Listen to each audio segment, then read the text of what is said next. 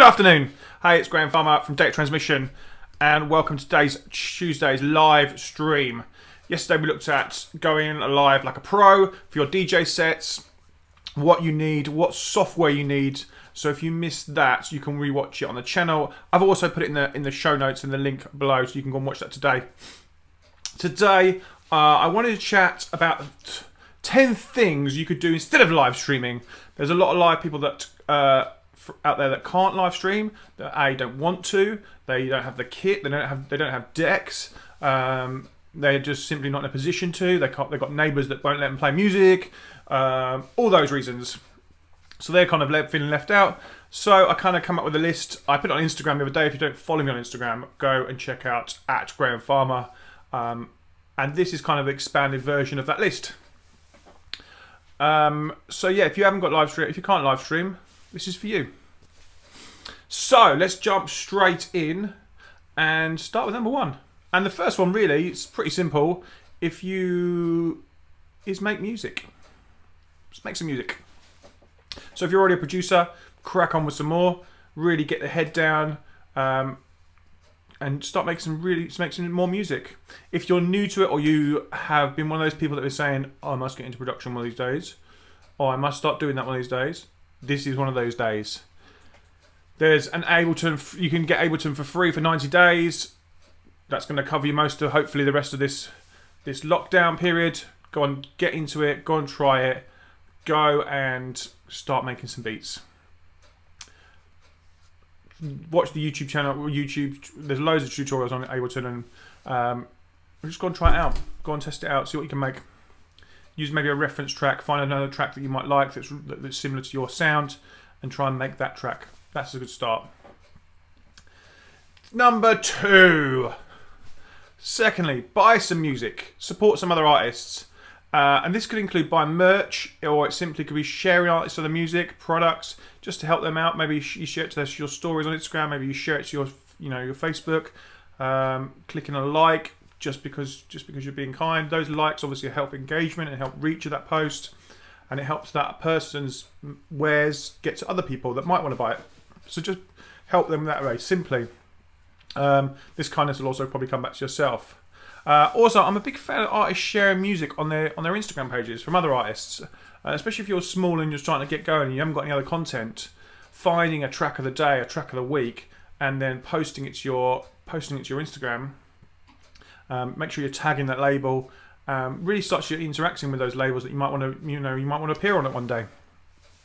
So start sharing some music. Also, you're a DJ, so sharing music that other people might want to hear in that medium, great for you as well. Number 3. I'm not sure why I'm doing that, but let's carry on with it. Get your publishing in line and claim your back royalties. This is a big one for me. Obviously, people are not playing gigs and they're not making money from gigs.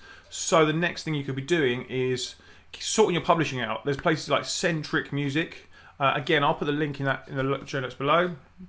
And what you do is you register all your works with them, whether they're newly made, whether they've been released. Obviously, if you've released them on labels, you might want to check your paperwork and check your contracts, because you might have already signed away your publishing for that track. If you haven't, then you need to go and register them. Upload the music. Make sure that your music is all your own. If there's samples in there, they need to be obviously cleared. And then, yeah, just make sure you register those works. Then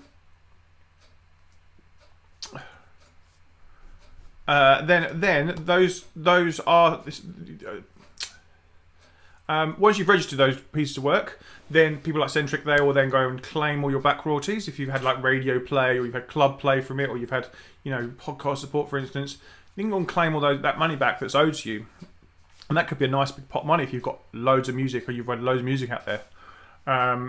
Also, if you're making new music, it's a good process to register it as you're making it, because then if you get that surprise radio support, or that surprise bit of action on that track before it's even signed, that's going to come straight back to you straight away. It also helps people like Centric will try to pitch your music for sync. And what sync is It means your track gets used on TV, or maybe it gets used in an app. And sometimes this money can actually earn you more than the sales from the track itself. So it's really important, and getting your head around it this is the time to now go and do your research, go and read up on it, and get those tracks registered somewhere and start earning it. Number 4, it's a big one for me. Learn Facebook Ad Manager. Obviously that covers Facebook, Instagram. Essentially it's going to probably cover WhatsApp at some point as well. So many artists I see, they say, oh, I gave it a little boost, and then you're like, what did you do?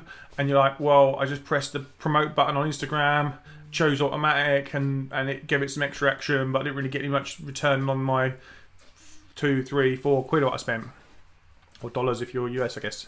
And usually this is a waste of money. What you really want to be doing is going to Facebook's actual ad manager in the Facebook platform, learning this system inside out, and it takes a while, and it takes a load of money, but it's worth it in the end. You can spend like minimum 40 hours of watching YouTube. Again, you've got the time. You could be watching Netflix, or you could be learning about Facebook Ad Manager on YouTube. You choose. That's you.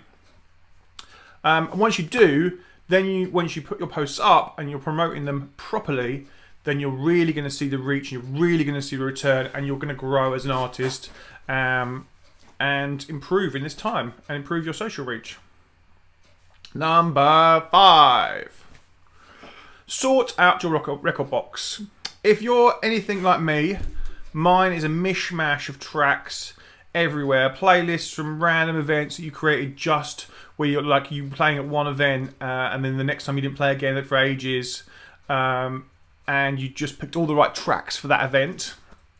And essentially, maybe like for myself, I even put them in an order sometimes, so that if I'm playing a warm up and I'm now going to play to my mates and no one for half an hour, then I want it right. It calms the confidence, makes it easier, makes that first few mixes a lot easier, and just helps you through that process when you've not played for a while or you've not been DJing for a while.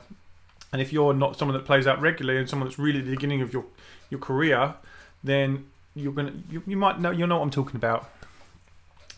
But this is the time, sort your record box out, sort it out into a bit more order, so that you can just play on the fly. You can, you're more organised, you're allowed to just kind of go with the flow a little bit, because where certain tracks are in certain themes or in certain, moods maybe. And it's just a bit more structured.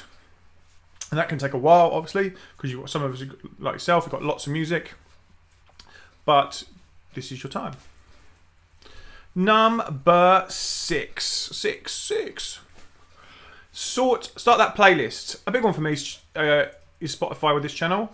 Obviously, regulars seen a lot of Spotify content on this channel, and I speak about it a lot. I love Spotify, and I love Spotify for artists, and I love artist generated playlists. They really show your fans what you're playing, and really give your fans a kind of taste of what you're into. They allow you to share music with your fans, and they really let you kind of create a playlist of music.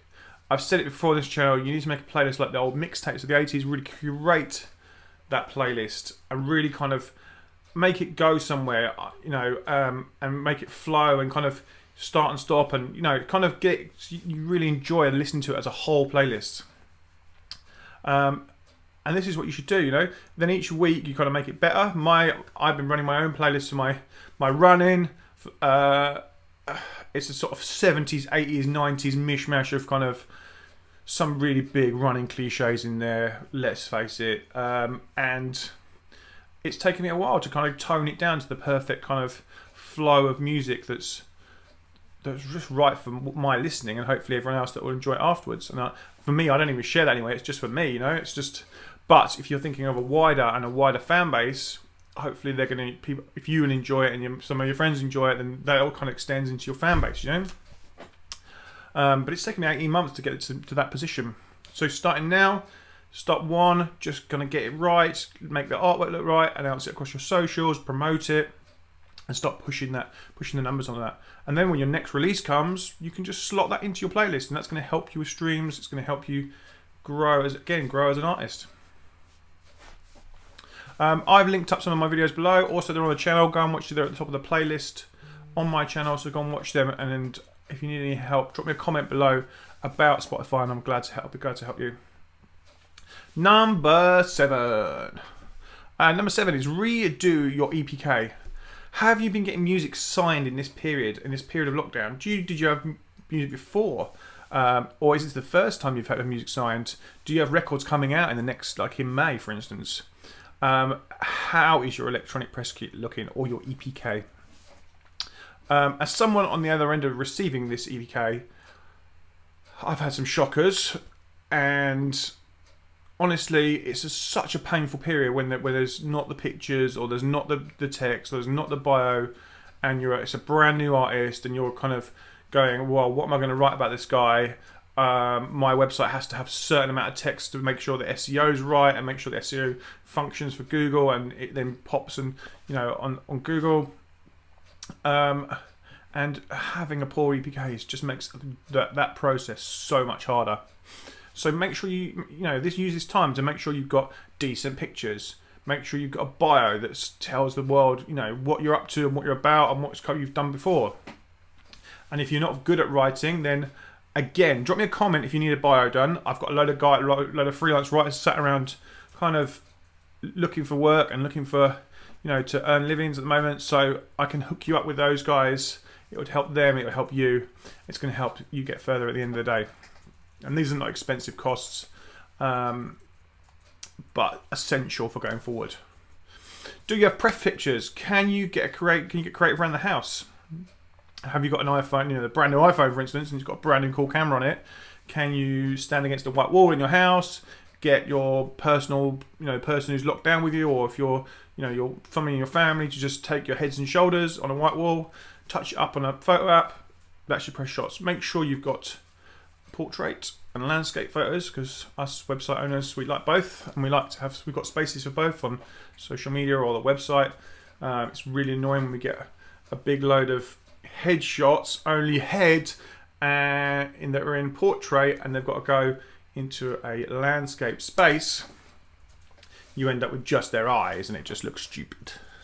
So yeah, can you go and get some shots done? Please, no cliches. You don't need headphones. You don't need to hold DJ mixers or CDJs. God, no. The fact that it's in your artist press kit implies you're a DJ. You don't need to stand there with your headphones on. Just take a nice photo of yourself. Look cool. No graffiti walls behind us. If you've got a garden, maybe do it in the garden. Just make yourself look cool. Number 8 is collaborate with other artists. I've been actually doing this via Zoom.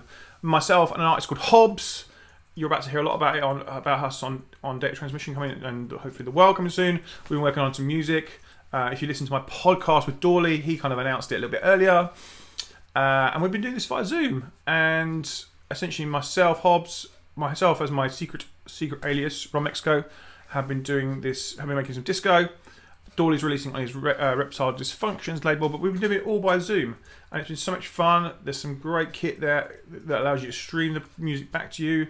So he streams it back to me, so it sounds fresh in my ears, and we've just been going, right, you do this, you do that, and kind of collaborating over online.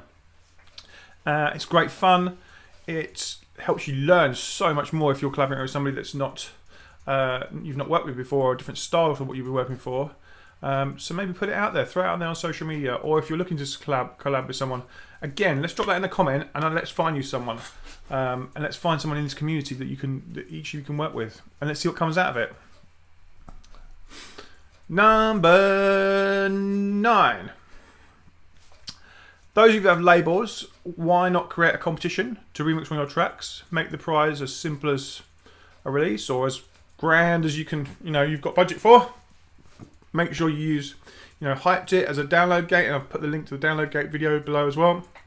Make sure you watch that, and then you can gain some more followers on SoundCloud from giving away your stems, for instance. Set a deadline, how the entrants will enter. Maybe they have to create a video. If you've watched the Martinez Brothers competition recently, they've been giving away, they gave away the parts, and then they said you have to make a video for Instagram, and there's been thousands of entries for that, and all of those people will have been tagging the Martinez Brothers, which is then giving that so much more reach. You could bet their fan base has gone up from it. because of these videos on Instagrams, because all these 1,000 people have tagged them, and then those 1,000 people have got, you know, massive reach. Those fan base, their Martin's Brothers fan base from this competition will have gone up massively. Yours obviously won't do as many. Well, maybe it will if you've got a big artist, but it will still grow. And it's still good fun, and you might get some amazing music out at the end of the day. And my final one, number 10, extend your network on LinkedIn. LinkedIn's getting massive now. It's getting, you know, there's a lot of people on it, a lot of promoters on it, a lot of industry people on there, and you can search for companies, you can search for a promoter, say for instance Warehouse Project or Elro or Defected, and it'll bring up everyone that works at that company. So it's really good for finding new contacts. So getting that in shape and making that look cool and getting your connections built on there is really useful. Similarly, building a database, like if you've been struggling to play out and you want to play more gigs, why don't you use this time to go and find a load of promoters on Resident Advisor, for instance. Go to the promoter, go to the event, go to events that have maybe got DJs that are similar size or the next level up to you. Where have they been playing the last year? Look for the promoters, build a database of those email addresses, and then you can, you know, after this has gone down, we're going back to normal, you can then start emailing them. If you've learned a bit about Facebook Ad Manager, you can put them into a custom audience and then start promoting your stuff just to those promoters, so they start seeing just your stuff on Facebook and Instagram. That will help you maybe get some more notice, get some more gigs. They'll start seeing what you've got going on. It's going to put you in the right place. I hope these have all helped you today, and thanks for anyone that joined me. Thanks for anyone that watches it again afterwards. I hope you've enjoyed it, and please, if you have enjoyed it, please comment below. Let me know what you've liked and disliked. Please share it with your friends, share it with other DJs. If someone's been saying, oh, they don't like live streams, then share them this video and cheer them up a little bit and tell them there's other things they can be doing. As always, subscribe to the channel, smash the bell so you get the notifications when I'm going live. I'm going to go live every day at lunchtime, and I'd love you to join me. And I want to do another tea with this week, so if you'd like to do that, comment below with tea, and I will hit you up and we can work out a time to go live. Thanks again for joining me. See you tomorrow. Bye.